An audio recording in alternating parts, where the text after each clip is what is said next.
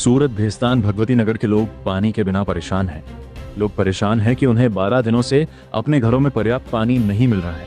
रहने वालों का आरोप है कि इंडस्ट्रियल एरिया में पानी की सप्लाई हो रही है। 4 से ज्यादा परिवार पानी की कमी से परेशान हैं। रहने वाले परेशान हैं कि पानी की सप्लाई में लोगों द्वारा की गई एप्लीकेशन का उन्हें संतोषजनक जवाब नहीं मिला है।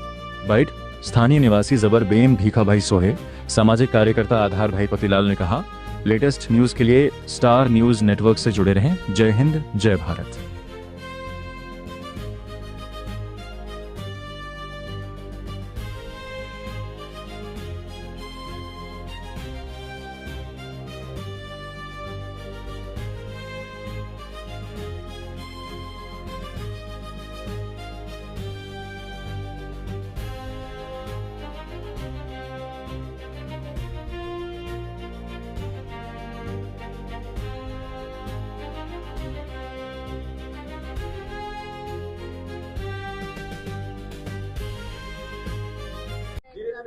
आपका नाम?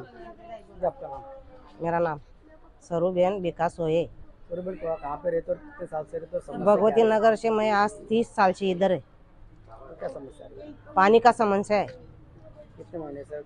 अभी पानी का तो 1-1.5 महीना हो गया, पर वैसा तो 10 दिन से बिल्कुल पानी नहीं आ रहा है। तो क्या बोला जाएगा? पानी राशन पानी मांगा, गैस मांगा, अभी पानी भी बंद कर लेगा तो इंसान कैसा जिएगा? तुमने एसएमसी में अर्जी की? हाँ, वो खाड़ा खोद दिया है। वो 4 दिन से खाड़ा खद के पड़ा है। उधर कुछ सॉल्यूशन नहीं निकला तो अभी क्या करेगा? तो हम कहाँ जाएगा? किसके पास न्याय मांगने जाएगा? तो एसएमसी पूरा घर वेरा लेती है? घर वेरा वो दबा के घर वेरा लेता है। लाइट बिल वो स्मार्ट मीटर बिठाया है। वो रोज का कमाने वाला कहाँ से इतना बिल भरेगा? कहाँ से घर वेरा भरेगा? पानी की समस्या को लेकर कितने समय आता है आपके यहाँ पानी पहले 5 बजे आता था, अभी 5 बजे नहीं आता है, 6 बजे आता है। 6 बजे आता है, वो भी 10 मिनट 5 मिनट आता है, वो भी बंद कर देता है। फिर और आता है और बंद कर देता है।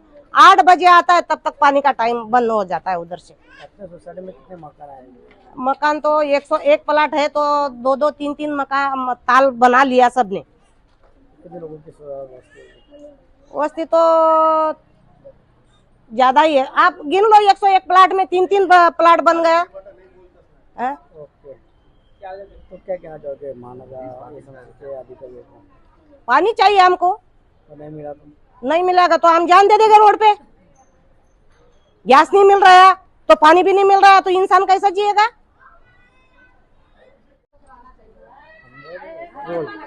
સાહેબ, મારું નામ આધારભાઈ પાટીલ છે। સુરત મહાનગરપાલિકા સામાન્ય કાર્યકર્તા છું સુરત શહેરના। ભગવતી નગરમાં આવેલી સોસાયટી, આમાં પાણીની ખૂબ જ તકલીફ છે।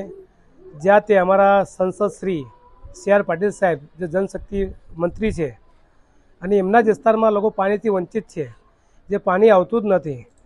તો સાહેબ શ્રીને મારે તમારા ચેનલના માધ્યમથી મીડિયા અને અમારા અધિકારી અને અમારા સંસદ શ્રી સાહેબને પણ મારી રજૂઆત છે કે સાહેબ એમને અહીંયા સામાન્ય લોકો રહે છે અમારી સોસાયટીની અંદર, બધા ઘરકામ કરવાવાળા માણસો છે અને એમને પાણીની ખૂબ જ જરૂરિયાત છે। ભગવતી નગર હમણાં 2-4 દિવસથી JMB નગરમાં તકલીફ હતી, સંગમ સોસાયટીમાં તકલીફ ચાલે છે પાણીની। આ સાહેબ તમારે એમ જ કહેવું છું કે અમારા વિસ્તારમાં પાણી પૂરું થાય અને લોકોની જરૂરિયાત પૂરી થાય। કે પાણી જલ ही जीवन છે। તમારી એક આઉટેજ છે, જબ લોકોને પાણી જ નહીં મળશે તો કામકાજ કેવી રીતના કરશે? અહીંયા 2-2 3-3 કલાક લોકો પાણી માટે રાહ જોતા હોય છે, અહીંયા પ્રેશર આવતું નથી। અને જે અમારા ત્યાંનું પાણી હતું એ છેલ્લા 1 વર્ષથી બહુ ગંભીર તકલીફ પડે છે કે અમારું પાણી ઇન્ડસ્ટ્રીઝમાં ડાયવર્ટ કરવામાં આવ્યું છે। એ કયા કારણથી આપ્યા અમને ખબર નથી, લેકિન અમારું પાણી આવતું નથી, અહીંયા પ્રેશર આવતું જ નથી। જ્યારે એમનું કામકાજ પૂરું થઈ જાય છે પાણીનું, ત્યારે આમાં જરાક 8-8 કે જેમાં જેવું પાણી આવે એટલા સમયે પાણી પૂરું થઈ જાય। અહીંયા લોકોને પાણી મળતું નથી। અમને લગભગ 2-3 દિવસથી ટેન્કર મંગાવતો હતો અમે એસએમસીથી। કયા અધિકારીને અને